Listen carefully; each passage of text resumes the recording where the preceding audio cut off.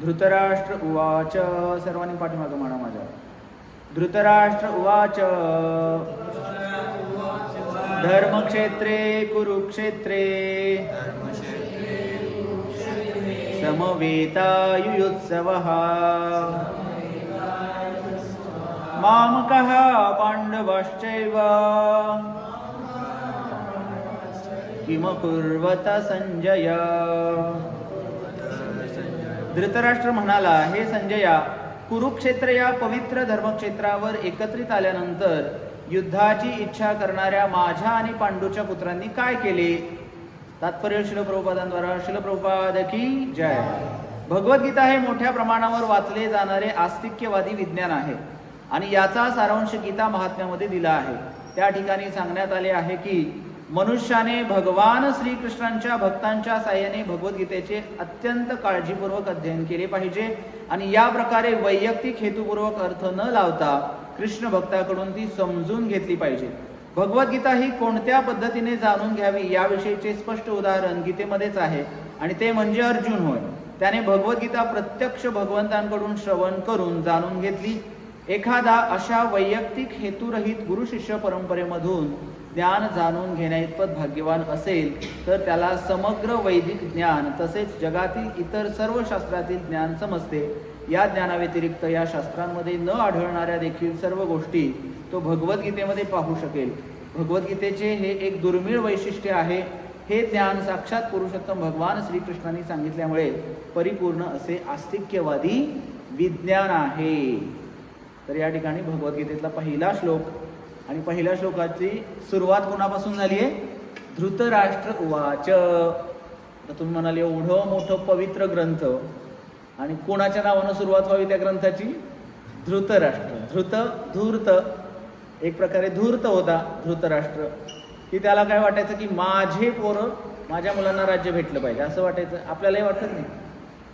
माझं असेल तर ते माझं किंवा माझेच नातवंड. बरोबर, तुम्ही स्वतःच्याच नातवंडाला घेऊन येतं की नाही सत्संगला? दुसऱ्याच्या पोराला घेऊन येतं का कोणी? येतं का?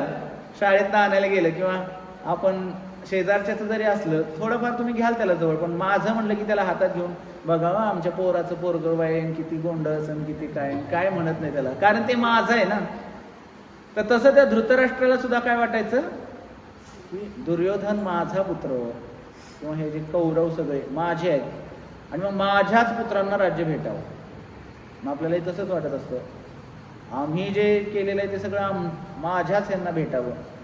पण मी आणि माझं हे सोडून सुद्धा जग आहे की नाही अस्तित्वामध्ये, त्याचा विचार कोण करणार? तर त्याच्यासाठी अध्यात्म शिकायला पाहिजे.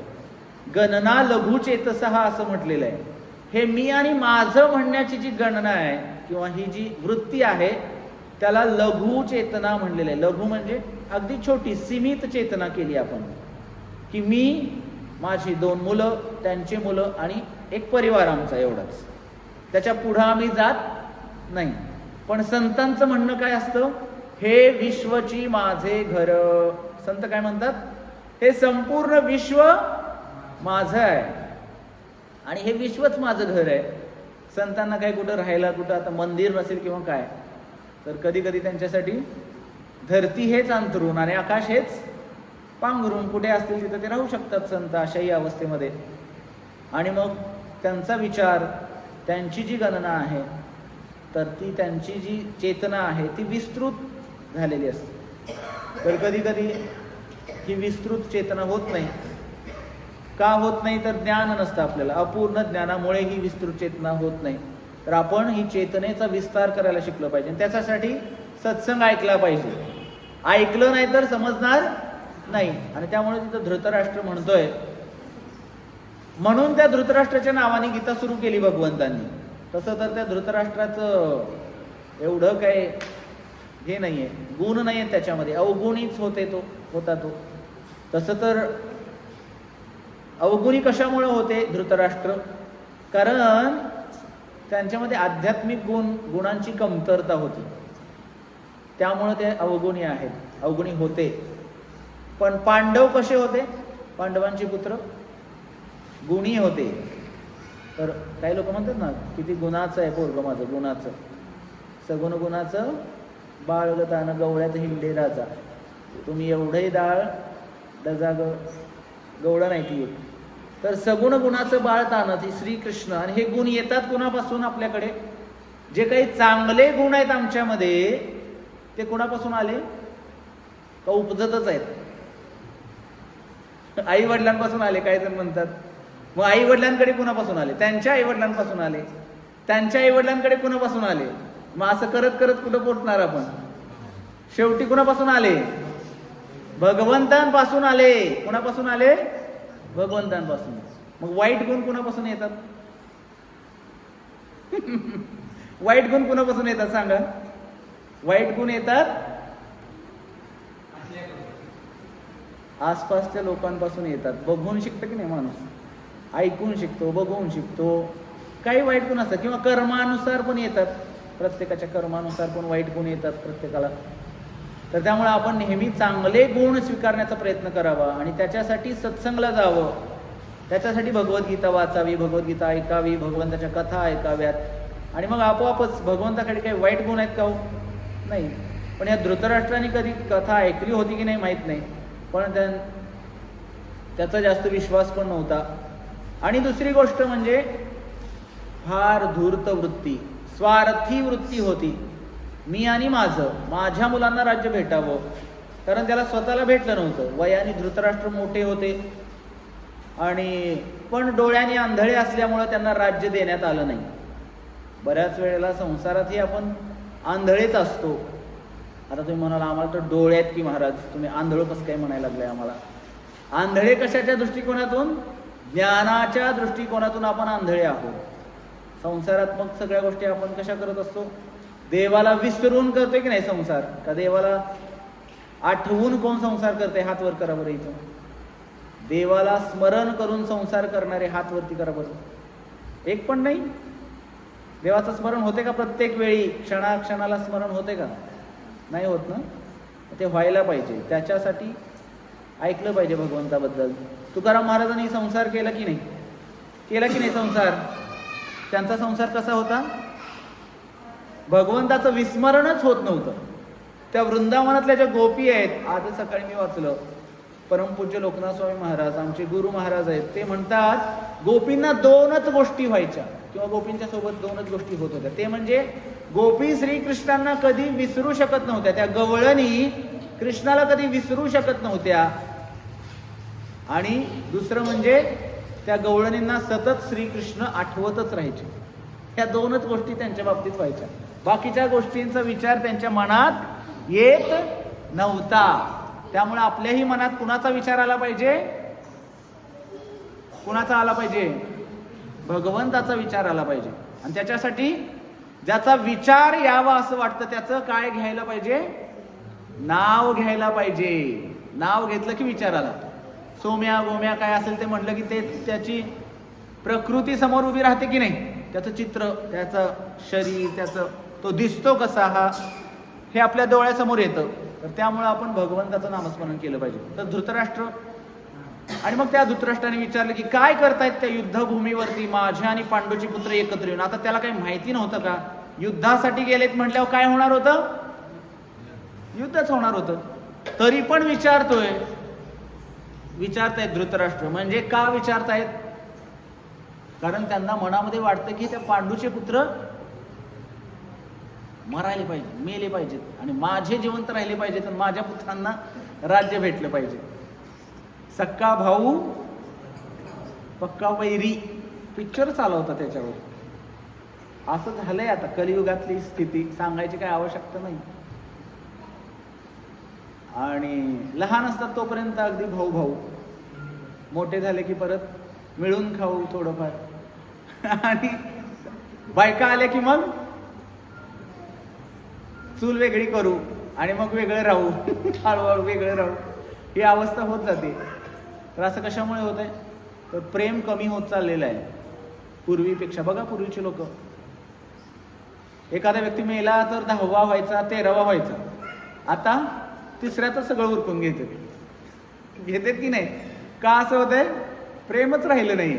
आणि किती लोक रडतात हो, नुसतं आरडा असतो बघा, नुसतं आरडा. असं होतं, डोळ्यात पाणीच येत नाही. डोळ्यात पाणीच येत नाही, नुसतंच ओरडायचं, तर ह्याला काय अर्थ नाहीये. तर हे प्रेम कमी झाल्याची कलियुगाची लक्षणं आहेत ही सगळी. आणि मग त्या धृतराष्ट्राला वाटायचं की माझ्या मुलांना राज्य भेटावं, म्हणून त्यांनी काय केलं नाही, अगदी लहान असताना पांडवांना मारण्याचा प्रयत्न केला, लाक्षागृहात जाळण्याचा प्रयत्न केला, त्यांना प्लॅनच बनवला, असं मोठा चांगला वाडा बनवला होता, लाखेचा वाडा, लाख जळते की नाही, चुडे भरता की नाही, तर तसलं त्याचा वाडा बनवला, दिसायला बाहेरून एकदम सुंदर दिसत होता. आणि त्यात पांडव शिरले तसं त्यांनी आग लावली, स्वतः बाहेर आले, पांडव अडकले आणि सगळ्यांना वाटले पांडव मेले. देवतारी त्याला कोण मारे असं म्हटलंय. आणि पांडवांच्या सोबत कोण होते, सतत श्रीकृष्ण होते. आणि त्या पांडवांना त्या लाक्षागृहात जायच्या आधीच, त्या जळणाऱ्या वाड्यात जायच्या आधीच विदुरांनी सांगितलं होतं, बोलता बोलता बोलले होते विदुर की, म्हणजे डायरेक्ट नव्हतं सांगितलं, तर असं काय आहे की जे म्हणे सगळ्या वनव्याला हे झाल्यानंतर जे काही जमिनीमध्ये खाली जातात ते जिवंत राहतात म्हणे. असं काय आहे, अग्नी.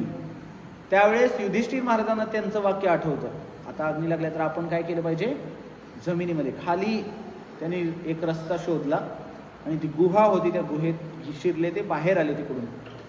पण पांडव नेहमीच वाचत राहिले. कुणामुळे?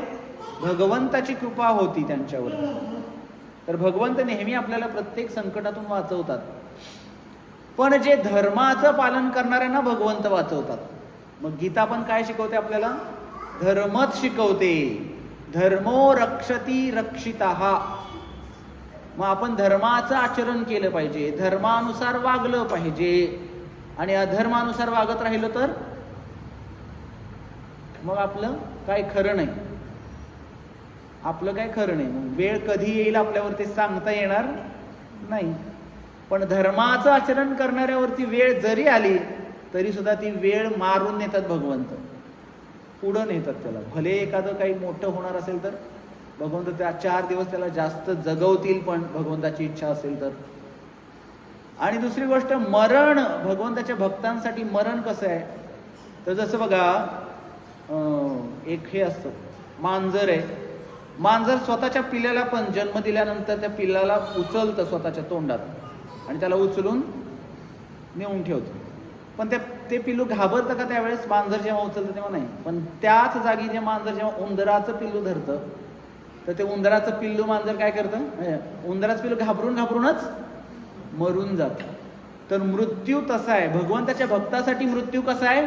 त्या मांजराने स्वतःच्या पिल्लाला उचलून धरावं त्याप्रमाणे मृत्यू आहे भक्तांसाठी. जे कोणी नामस्मरण करत असतील, जे कोणी भगवंताची सेवा करत असतील, सत्संग ऐकत असतील आणि धर्माचं आचरण करत असतील, त्यांच्यासाठी मृत्यू त्या मांजराच्या पिलानी मांजराच्याच पिलाला धरण्यासारखं आहे. पण जे अधर्मी आहेत त्यांच्यासाठी मात्र मृत्यू कसा आहे? त्या मांजरा आणि उंदराला पकडावा असा आहे. मांजर आणि उंदीर शत्रू, तर त्या पद्धतीनं. तर इथं धृतराष्ट्र स्वतःच्या पुत्रांबद्दल इतकी आसक्ती त्याला झालेली आहे आणि धूर्त विचार करून पांडव पुत्रांना मारण्याचा अनेक कट रचले, पण ते कधीही यशस्वी होऊ शकले नाही. या ठिकाणी श्रील प्रभुपाद सांगतायत, तर अनेक अशा प्रकारचं महाभारतामध्ये अनेक गोष्टी घडलेल्या आहेत. आता हे शास्त्र जर समजून घ्यायचं असेल तर गुरुची आवश्यकता आहे. बरोबर आहे की नाही? बरोबर आहे की नाही? शाळेत गेल्यानंतर शिक्षकाची आवश्यकता असते की नाही, शिकायचं म्हटल्यानंतर. आणि जीवनामध्येही काही गोष्टी शिकायच्या असतील तर गुरुची आवश्यकता आहे. आणि पहिला गुरु कोण असतो? आई माझा गुरु, आई कल्पतरू, सौख्याचा असा गुरु आई माझी. आम्ही भाषणात म्हणायचो असं पूर्वी, आई माझा गुरु, आई कल्पतरू, सौख्याचा असा गुरु आई माझी. ज्या आईने लहानपणापासून चालायला, बोलायला, खायला सगळं आई शिकवते की नाही. मग तसं मोठं झाल्यानंतर शाळेत शिक्षक शिकवतात. आणि आणखी मोठं झाल्यानंतर साधू. प्रत्येकाच्या आयुष्यामध्ये साधू गुरु असावा. गुरु विना कोण दाखविल वाट. नाहीतर बाकीचे सगळे वाट लावायला बसलेत. बरोबर आहे की नाही? वाट लावणे कळते ना, वाटेला लावायला बसलेत. पण गुरु काय करतात? वाट दाखवतात. कशाची वाट दाखवतात? भगवंतांकडे जाण्याचा रस्ता मोकळा करून देतात गुरु. आणि त्यामुळं गुरुच्या चरणांचा आश्रय घेतला पाहिजे. संसार दावा नललीढ लोक प्रणाय कारुण्य घनाधनात्वं प्राप्तस्य कल्याण गुणार्णवस्य वंदे गुरो श्री चरणारविंदम. म्हणून त्या गुरुच्या चरणांचा आश्रय घेतला पाहिजे. आणि भक्तीतलं पहिलं लक्षण काय असेल किंवा पहिली पायरी आहे गुरुपादाश्रय. गुरुचा स्वीकार करावा. आणि मग कृष्ण वंदे जगद्गुरुम. भगवद्गीता समजून घ्यायचे तर त्या भगवान श्रीकृष्णांना अगोदर समजून घेतलं पाहिजे, किंवा श्रीकृष्णच पूर्ण पुरुषोत्तम भगवंत आहेत हे समजून घेतलं पाहिजे.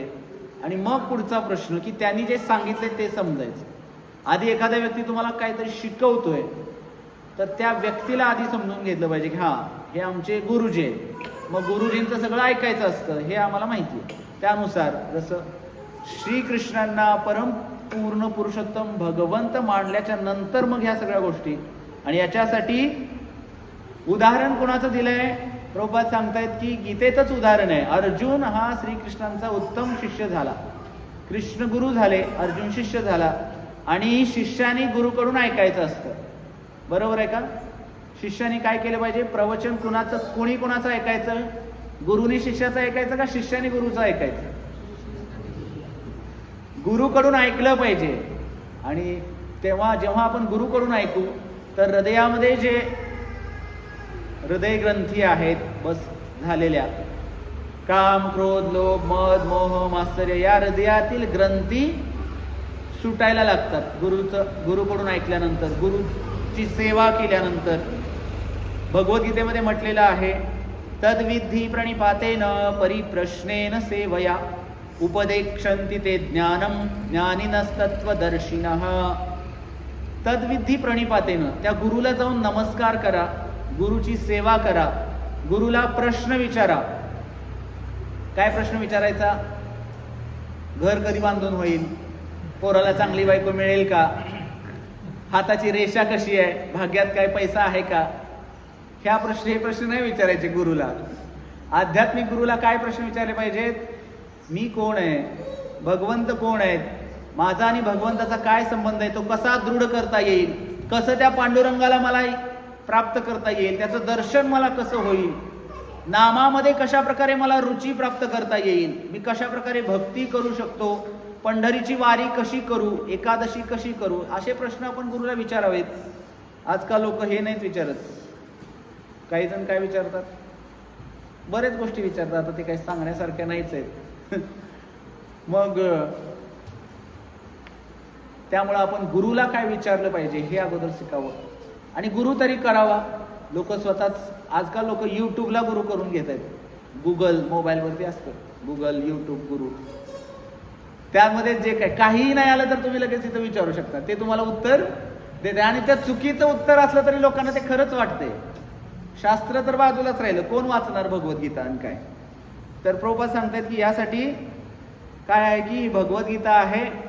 कशासाठी? तर परंपरागत ज्ञान या भगवद्गीतेमध्ये आपण घेतलं तर आपल्याला भगवंताची प्राप्ती होऊ शकते. तर या ठिकाणी कुरुक्षेत्राला धर्मक्षेत्र असं म्हटलेलं आहे. आणि गीतेतला पहिला शब्द काय असेल तर ते धर्म आहे. म्हणजे भगवद्गीता आपल्याला धर्म शिकवते. आणि कुरुक्षेत्राला धर्मक्षेत्र का म्हटलेलं आहे? तर आत्तापर्यंत देवी देवतांनी त्या ठिकाणी यज्ञ केलेले होते. आणि बरंच या कुरुक्षेत्राचं महिमा आहे. देवतांसाठी पूजनीय आहे. त्यानंतर त्यामुळं काय झालं? कुरुक्षेत्र धर्मक्षेत्र तर होतं, देवतांनी यज्ञ केलेले होते आणि त्यामुळे त्याला धर्मक्षेत्र म्हटलंय. आणि त्या धर्मक्षेत्रावरती गेल्यानंतर धर्माची बाजू घेणाऱ्यांचा विजय नक्कीच होणार आहे. धर्माचा ऱ्हास कधी, धर्माचा पराजय कधी होऊ शकत नाही. सत्याचा नेहमी काय होतो? विजय. सत्यमेव जयते, सत्यमेव जयते. सत्याचा नेहमी विजय होतो आणि खोट्याचा नेहमी पराजयच होतो.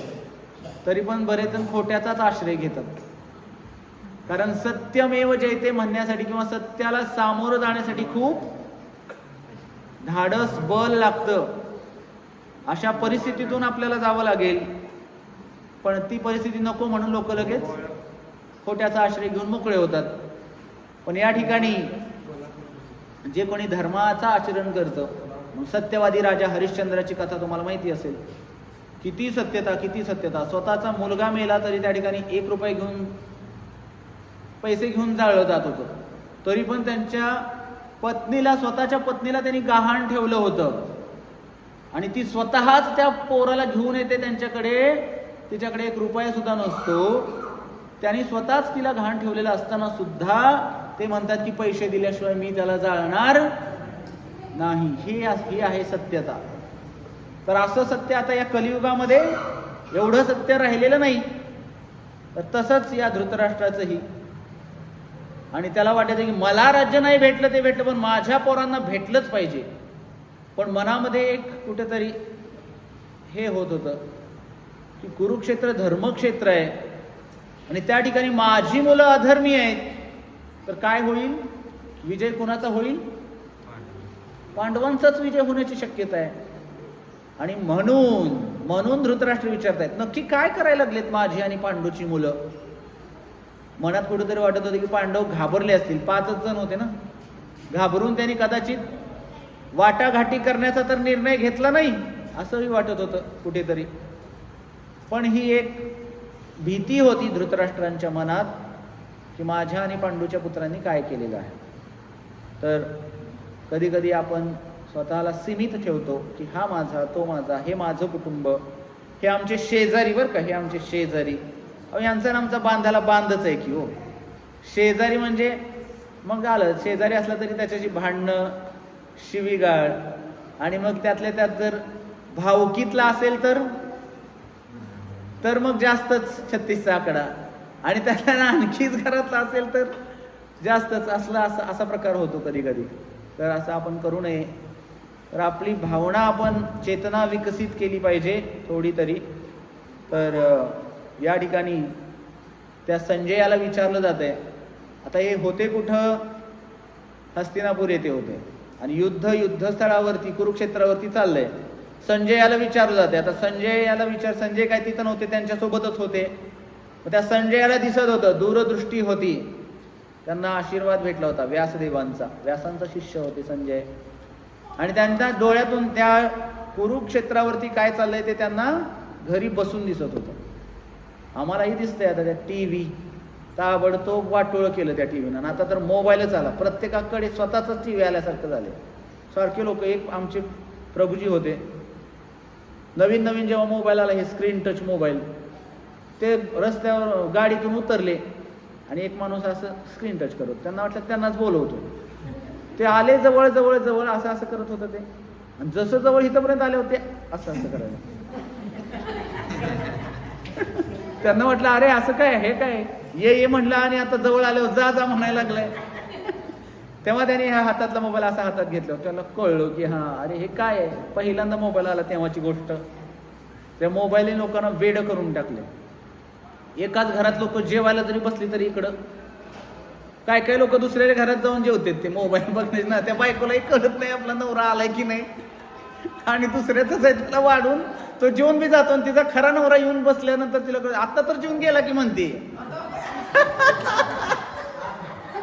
आत्ता तर जेवून गेला तुम्ही? अगं म्हणले मी आत्ताच आलोय, मी आत्ता आलोय, तुला कोण नाही म्हणले, आत्ता मी वाढले की स्वतःच्या हाताने. अगं नाही म्हणले मी कशाला खोटं बोलू.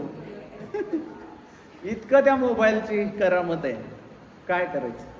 तर आपण विसरून चाललोय, स्वतःला विसरतोय मोबाईलमुळे. ही कलियुगाचीच लक्षणे आहेत. तर त्या संजयाला त्या कुरुक्षेत्रावरती काय चाललंय हे दिसत होतं, कारण दूरदृष्टी प्राप्त झालेली होती. तर अशा प्रकारची दूरदृष्टी आम्हालाही प्राप्त होऊ शकते का? होऊ शकते. कधी? भगवंताची भक्ती केल्यानंतर. ए बाळा शांत बस, लक्ष द्या इकडे. तर अशा प्रकारची दूरदृष्टी आम्हालाही प्राप्त होऊ शकते. आम्हालाही त्या दूरदृष्टी, कारण भगवंत कुठे आहेत? इथंच आहेत. तसे तर इथंच आहेत. भगवंत हृदयात आहेत की नाही? तेच भगवंत या मंदिरातही आहेत. तेच भगवंत पंढरपूरला हे आहेत, हे तर भूवैकुंठ आहे. आणि खरं वैकुंठ पंढरपूर किती लांब आहे? किती लांब आहे? स्वर्गाच्या वर आहे का स्वर्गातच आहे? वैकुंठ कुठे आहे सांगा? स्वर्गाच्या पुढे आहे, वर आहे का स्वर्गाच्या खाली आहे वैकुंठ? तुम्हाला कुठं जायचंय सांगा? स्वर्गात जायचंय का वैकुंठाला जायचंय? कुठं जायचंय सांगा? आम्हाला कुठंच नाही जायचं, आम्हाला इथंच राहायचंय. महाराज कुठं जायला नको? कुठं जायचंय सांगा? वैकुंठाला जायचंय. मग वैकुंठ कुठे आहे ते तर माहिती पाहिजे की. जिथं जायचंय ते ह्याचा रस्ताच माहित नसेल, कुठं मग जाणार तुम्ही? वैकुंठ कुठे आहे? स्वर्गाच्या वर आहे का खाली आहे? स्वर्ग माहिती आहे? स्वर्गात जायचंय का कोणाला? होयच म्हणते सगळीकडे, होयच, नाही कुठं नकोच. तर स्वर्गाच्याही वर आहे वैकुंठ, ज्या ठिकाणी दुःख नाही. मग तुकाराम महाराज म्हणाले की नाही, आम्ही वैकुंठवासी. मग आम्ही पण कुठले वासी? आम्ही काय बाभुळगाव वासी? आम्ही कुठले वासी? अंकोलीवासी, मोहोळवासी? नाही. आम्ही कुठले? आम्ही पण वैकुंठवासीच. पण आता या शरीराने इथं जन्म घेतला किंवा इथं आम्हाला दिलं, लग्न होऊन आम्ही इथं आलो असेल, मग आम्ही ते विसरलोय, मग आम्हाला परत जावं लागेल. आणि परत जायचं असेल तर कसं? तिथलं तिकीट काढावं लागेल. आणि तिथलं तिकीट कसं निघतंय? हरे कृष्ण हरे कृष्ण कृष्ण कृष्ण हरे हरे, हरे राम राम राम हरे. निघालं तिकीट. किती सोपं आहे. पैसा तर लागते का? नुसते हात वर करायचे आणि तोंडाने म्हणायचं, झालं तिकीट निघालं सगळ्यांचं तुमचं. वैकुंठाचं तिकीट निघालंय. पण आता नुसतं तिकीट घेऊन नाही, असं दररोज नामजप करायला पाहिजे, तेव्हा ते तिकीट खरं असेल. नाहीतर मग हातात येईपर्यंत कसलं तिकीट? कंडक्टरने तर काढलंय, पण ते हातात दिलं तर त्याचा उपयोग आहे की नाही? कधी कधी चेक केलं तर उतरल्यानंतर, आणि आपण सापडलो तर तिकीटच नाही जवळ, तर नाही. नुसतं म्हणलं तर आम्ही तिकीट काढले अहो दाखवा म्हणावं, दाखवा म्हटल्यावर. तर तसं आपलं भजन हे दाखवायला पाहिजे. सगळ्याच गोष्टी दाखवल्या पाहिजे. तसं तुकाराम महाराज सांगितलं, कंठी मिरवा, तुळशी मिरवा म्हणून सांगितलं. मग आम्ही मिरवतो काय? नवीन एखादा डाग केलेला असेल तर बाई दिसला पाहिजे ग, अगदी वर काढून दिसला पाहिजे. मी आता एक कथा सांगतो आणि मग आपण थांबूया. एक म्हातारी होती, आमची प्रभूजी सांगतात, संत दासप्रभू. एक म्हातारी होती, तर तिनं काय केलं, सण होता कुठला तरी, आणि पूर्वी अशी प्रथा, प्रत्येक सणाला काही ना काहीतरी दागिना करतात. संक्रांत असेल, काहीतरी असेल, पंचमी असेल. मग तिनं दागिने केले आणि दिवसभर गावातनं फिरणे, सारखं असं करायची. आज बाई असं झालं, आज बाई असं झालं, आज बाई तसं झालं, आज बाई असं झालं, सारखं हे बोट आणि हात असं सारखंच करू दे. कुणाला काही कळालंच नाही, कुणी काही विचारलंच नाही. इतकी वैतागली म्हणली, काय माणसं आहे ती, कुणाला काय घेणं देणंच पडलेलं नाही. घरी गेली आणि घरात राखेलचा डबा होता, ते घेतला आणि काडीपिटी घेतली आणि दिलं, तिथं घरच पेटवून दिलं तिने. आणि जसं घर भेटलं धडधड जळायला लागलं. ते इतकं मोठं गावाच्या बाहेर राहत होती आणि ती आग बघून गाव गोळा झालं सगळं. काय झालं. त्या आगीच्या ह्याच्यात रडत असताना त्या आगीनं चमकायला लागलं. तिच्या हातात अंगठी होती आणि नाकात खडा होता. लक चमकायला लागल्यावर ती शेजारी बसलेली एक बाई म्हणली, बाई कधी केले हो हे? अगं म्हणली, सकाळपासून विचारलं असतं तर एवढी वेळ कशाला आली असती, घर पेटवून कशाला दिलं असतं. घर पेटवलं म्हणली त्याच्यासाठी, सकाळपासून कोणी विचारलं नाही कधी केले म्हणून, आणि आता विचारतेस काय? तर काही लोक असे असतात, दाखवायचं काय हे पण लोकांना समजत नाही बऱ्याचदा. मिरवायला सांगितलं, तुळशी मिरवा म्हणले, दागिने कितीही मिरवले तरी शेवटी काढूनच घेतले जाणार आहेत. सरणावर गेल्यावर पूर्वी एक मणी तर टाकायचे सोन्याचा, आता फक्त तुळशीवरच भागवते. आता फक्त तुळशीवरच भागवतात. मणी आणायचा कुठनं, कारण लय महाग झाले सोनं. तर अशी अवस्था आहे. तर त्यामुळे आपण, आणि किती भयंकर अवस्था आहे बघा, मेल्यानंतर लोक काय म्हणतात, राम नाम आता त्या मेलेल्या मड्याला सांगून काय उपयोग आहे? राम नाम सत्य हे जिवंत असताना सांगितलं असतं, 4 राम नाम घेतली असते त्यांनी. मेलेल्या मड्याला सांगून काय उपयोग होणार नाहीये. तर तसं काय होत आहे की आपण या संसाराशी इतके आसक्त झालो, तसं धृतराष्ट्रही झाले होते, स्वतःच्या मुलांप्रती आसक्त. आता दोघे पण एकाच, पांडव आणि धृतराष्ट्र, कौरव आणि पांडव एकाच घराण्यातले होते की नाही? मग समजून घेतलं असतं तर दोघं एकत्र राहून चांगलं राज्य करू शकले असते की नाही? पण नाही, ते मलाच पाहिजे आणि सगळं मलाच पाहिजे. त्या दुर्योधनाला भगवान श्रीकृष्ण जाऊन म्हणले, अरे सुईच्या टोका इतकी जमीन दे त्या पांडवांना तरी सुद्धा ते सुखी राहतील. पण तो दुर्योधन काय म्हणतो?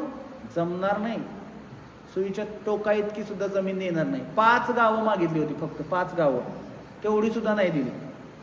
आपण पण काय करतो, थोडासा बांधाचं इकडे तिकडे झालं, 7-12 काढून लगेच बघ नाव कोणाचे बघ, आणि किती काळ राहणार आहे ते नाव? मेलं की बदललं, नाव बदलतच राहते. आजपर्यंत काय 7 वाऱ्यावर एकाच नाव राहिले काय? नाही, बदलत राहतंय ते नेहमी. आणि मग आपण अशा गोष्टींप्रती आसक्त होत असतो. तर या गोष्टींना आपण आसक्त होऊ नये. आणि कधी कधी मग अशी सीमित वृत्ती आपल्याला घातकही ठरू शकते. आणि इतकं त्या धृतराष्ट्राच्या मनात विष होतं, विशेष करून अर्जुन आणि भीमाविषयी. त्यामुळं जेव्हा पांडव 13 वर्षाचा वनवास होता की नाही त्यांना, आणि 1 वर्ष अज्ञातवास, असंच होतं ना. तर ते वनवास भोगून आल्यानंतर धृतराष्ट्र उभे राहिले होते आणि भीमाप्रती इतकं त्यांना हे झालेलं होतं. तर भीम जेव्हा असे समोर आले तर धृतराष्ट्राने जोरात असं मिठी मारणार होते त्यांना. आणि त्या धृतराष्ट्रामध्ये इतकं 10 हत्तींचं बल होतं असं म्हणतात. होते तर आंधळे, पण शारीरिक बल भरपूर होतं. आणि त्या भीमाला नुसतं कवटाळूनच मारायचा विचार होता त्यांचा. पण श्रीकृष्ण तिथं उभे होते. श्रीकृष्णांना माहीत होतं. हे का माहीत होतं? तर प्रत्येकाच्या हृदयात आहेत श्रीकृष्ण. आपण मनात ज्या गोष्टीचा विचार करतो ते देवाला समजत असतं. कारण भगवंत कुठे आहेत? हृदयातच वास करतायत, प्रत्येकाच्या हृदयात आहेत, अंतरात्मा परमात्मा रूपाणी. त्या श्रीकृष्णांना माहिती झालं, त्यांनी बरोबर भीमाच्या आकाराचाच पुतळा आणलेला होता. तो लगेच त्याने समोर केला. आणि जसं त्या धृतराष्ट्राने त्या पुतळ्याला मिठी मारली, काय झालं? तो मातीचा, त्या ह्याचा पुतळा, मातीचा काय बीड असते, बिडाचा का मातीचा पुतळा, तड तड तड तड तड असं त्याला तडा गेला, खाली पडला तो पुतळा असं. आणि हे सगळे पाहत होते. आणि त्या धृतराष्ट्राने इतका जोरात ओरडला, त्याच्या मनामध्ये इतका द्वेष होता त्या भीमाविषयी की त्याला मारायचं होतं त्यांना. अगदी लहानपणापासूनच त्यांचं हे चाललं होतं, पांडवांना मारून टाकायचं. पण देवतारी त्याला कोण मारी? पांडव शेवटपर्यंत मेले का? नाही. शेवटपर्यंत महाभारतात कोण जगले असतील तर ते पांडवच जगले. विजयस्तु पांडुपुत्राणाम येशाम पक्षे जनार्दनः. ज्या पक्षामध्ये श्रीकृष्ण आहेत त्या पक्षाचा नेहमी काय होतो? विजय होतो. म्हणून आमचा पक्ष कृष्ण पक्ष. आमचा पक्ष कोणता? म्हणा, आमचा पक्ष. आणि सध्या आमचा पक्ष आहे, आता सगळ्यांनाच माहिती आहे आमचा सध्याचा पक्ष कुठला आहे ते. तर त्याच पक्षाकडे आपण जावं ज्या ठिकाणी भगवंताचं कार्य केलं जातंय, भगवंताच्या कार्याला वृद्धीला येण्यासाठी प्रयत्न केले जात आहेत किंवा सपोर्ट केला जातोय, त्या पक्षाला आम्ही निवडून द्यावं, अशा नेत्यालाच आम्ही निवडून द्यावं. नाहीतर मग काही लोक आहेत हरामी, नमक हराम म्हणतात काही त्यांना, असेही लोक आहेत की नाही, जे गिळंकृत करू इच्छित आहेत, आमच्या संस्कृतीला गिळंकृत करू इच्छित आहेत, आमच्या संस्कारांना गिळंकृत करू इच्छित आहेत. असेही लोक आहेतच की समाजामध्ये, आणि त्यांची संख्या वाढायला लागली. आणि आम्ही काय म्हणतोय? हम दो हमारा एक. आणि तिकडं हम दो हमारा डझन भर. आणि मग आम्ही कुठं आहे? आम्ही त्याच्यात आम्ही काय? आणि मग एक दिवस काय होणार? पुन्हा शिवाजी महाराजांच्या वेळेस जी परिस्थिती होती तशी परिस्थिती आमच्यावर येऊ नये. अहो, फार मोठा इतिहास आहे आमचा. आमच्या राजांनी आता परवाच धर्मवीर बलिदान मास झाला की नाही, 40 दिवस लढत होते संभाजी महाराज, छत्रपती संभाजी महाराज. महिनाभर लढणं सोपं नाही. त्यांचे डोळे पण काढले हो, डोळे काढले, डोळे, जीभ काढली. किती भयंकर हाल करून हे केलं माहितीये का? एवढं आत्मबलिदान केलेलं आहे, धर्मासाठी केलेलं आहे ना. आम्ही काय धर्मासाठी करतोय मग?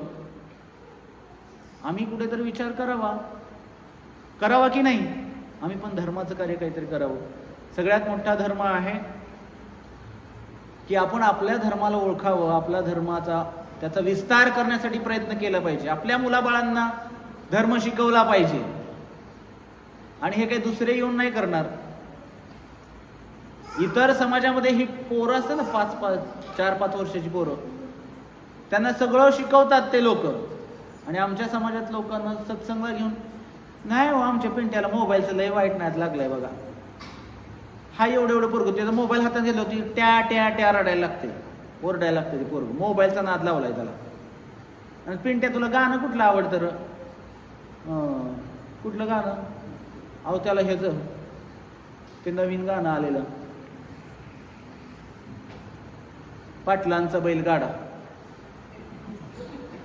ते छोट्या पोराला. आणि त्या शाळेत गेल्यानंतर काय शिकवतात? इंग्लिश मिडियम म्हणे, इंग्लिश मिडियम. त्या इंग्लिश मिडियम छोटी पोरं आहेत, त्यांना सिनेमातल्या गाण्यांवरती नाचायला शिकवतायत. 1-1 लाख रुपये फी. आणि कुठं मग आमचे संस्कार? कुठं आम्ही मुलांना पाठवतोय? याचा विचार आम्ही केला पाहिजे. नाहीतर काय होईल? आमची संस्कृती आम्ही लयाला, आम्हीच आमच्या संस्कृतीचे पाईक बनण्याच्या ऐवजी आम्ही काय बनू? त्या संस्कृतीचे नाश करणारे ठरू आम्ही. आणि हेच होत आहे सध्या.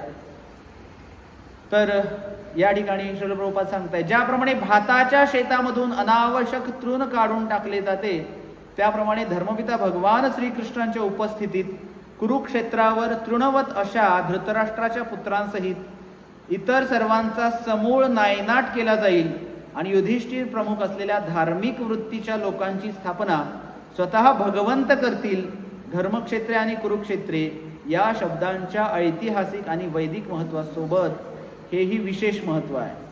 जसं भाताच्या शेतामधून अनावश्यक तृण काढून टाकलं जाऊ, किंवा तांदूळ नीट करता तुम्ही, गहू नीट करता, तांदूळ गव्हातून काय बाहेर काढता? काय बाहेर काढता? नीट करताना बाहेर काय काढता? गव्हातून खडे काढतात नाही बाहेर. अगदी तसं ज्या ठिकाणी भगवान श्रीकृष्ण आहेत, त्या ठिकाणी अधर्मी लोकांना भगवंत अलगत उचलतात, उचलून बाहेर करतात. पण त्याला कधी कधी वेळ लागू शकतो.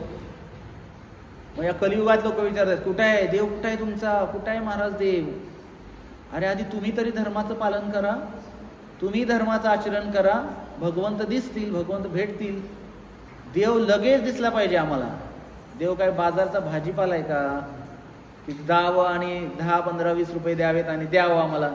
देव द्या. कोणी देव देता का देव? जसं कोणी घर देता का घर विचारतात लोक. हे काय बाजारच्या विकत घेण्यासारखी गोष्ट नाही. हा, विकत घेऊ शकता. कशाने? प्रेमाने देवाला विकत घेता येतं. गबाई मी विकत घेतला श्याम, नाही दिदली कवडी दमडी. काहीच द्यायची गरज नाही देवासाठी. फक्त काय द्यायचंय? मनीचा भाव, मनामधला भाव त्या देवाच्या चरणाप्रती अर्पण करून. आणि भाव अर्पण करण्यासाठी काय मार्ग आहे? हरे कृष्ण कृष्ण कृष्ण हरे हरे, हरे राम राम राम हरे हरे. श्रील प्रभुपाद की.